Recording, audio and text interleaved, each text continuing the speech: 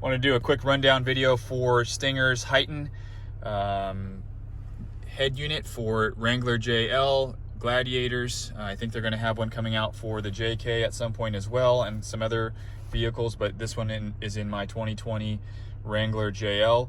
I got my hands on this a few months before it came out and was kind of doing a little bit of beta testing on everything for it. So I've had it for a long enough amount of time now that I felt like I could kind of go through and show you guys what it's all about and just how much I like it. Looks like it's meant to be there. Looks like it's factory. It's kind of hard to tell. It's a little dim in here right now, but it definitely looks like it came with the vehicle. Very, very seamless mounting and installation, and it looks like it's part of the Jeep. So awesome features, everything you'd want out of a normal high-end head unit. You know, your Apple CarPlay, your Android for the Android users. You have Sirius XM, iPod phone, Bluetooth, all that good stuff, camera, settings, HDMI, audio in, audio out, navigation if you have it, display off, which is cool for nighttime. I usually turn that off so that it just keeps it nice and dark in the Jeep.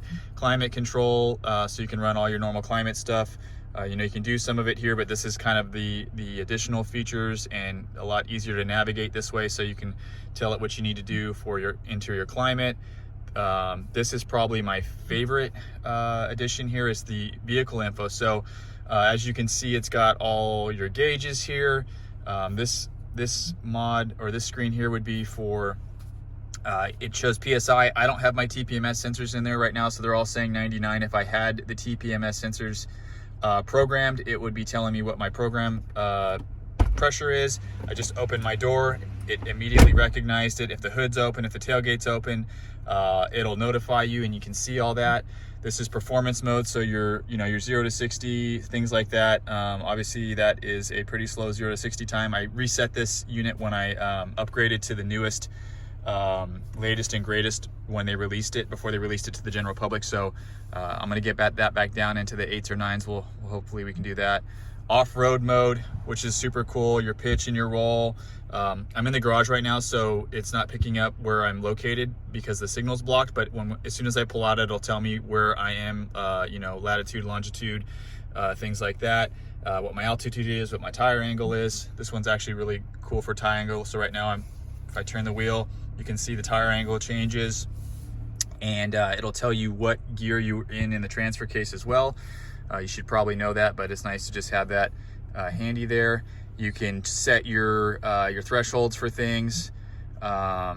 This actually is pretty cool here in settings. So this is the display settings. So you saw all my gauges in my off-road mode were orange and white, and that's because I selected orange and white there.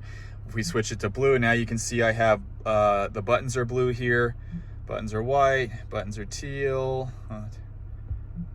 aqua, actually red. So you can do whatever you want. So if we go back into that off-road mode, and you can see now how cool that looks. So you can set it however you want. I've got blue and red. You can do all white. You can do any different option that you want, which is cool. Camera. So in off-road mode, I've got my rear-facing camera, which is, comes with the Jeep. We added a front-facing camera, which I have. So you can see right there, I've got that beer can as a reference point. That's where my differential is. So I've kind of noted that in the camera system. I've got mine pointed down, basically to look at the rocks and such. Actually came in handy for me when I was out at Trail Hero. We were out on the trail by ourselves, and so it was nice to not have to get out and look at the lines on stuff that I was unfamiliar with. I could kind of see where I was putting my components. And also when we were cresting hills, there's a lot of going up steep hills, and then you kind of crest, and then you don't know what's on the other side. So I was able to kind of see what was going on there with that. So I'm looking forward to using that in the future. If we get back into off-road mode here, again, we've got all this cool, that blue and red looks pretty slick. I actually run mine with the orange because it kind of fits with my color scheme, and with the stock gauge cluster is orange and white. But if you've got an accent color or something going on with yours, you can do that. We're hooked up to Sirius XM. Again, I won't get the signal right now. I guess we're in the garage, so pretty cool. And then we just want to mute that. Just hit the mute button. Go back to home, and your CarPlay, I'm not plugged in, so we can't see the CarPlay, but there's all kinds of cool features you can do on here. You can set, with your settings. We already went through here with the illuminations. We have system settings, so kind of everything that goes within the system. Installer settings for when they set you up. Sound settings. This one's cool for everybody that really wants to get their setup really tuned. I'm not a real good audio guy, so I probably need some help with some of this tuning stuff, but you can really just dial it for whatever you want. You can change your presets to whatever kind of music you're listening to, and go back to flat. Again, somebody that knows about tuning stereos is probably going to say, hey, you should probably do this or that on that, but there's all kinds of cool stuff as far as how you want to tune it for what kind of music you like and how you want to listen to it. So, and then just the preset settings. So really happy with this. Set your clock. It's been very cool. Oh, you can set your tabs here, so whatever you want to quickly reference you would be here at the bottom, 1 through 7. I haven't set mine up yet, but that's a nice feature to be able to just quickly get into a menu versus going home and navigating through, which is not hard at all. I mean, this is all touch screen and it's all very responsive. You can see as soon as I touch it, it moves.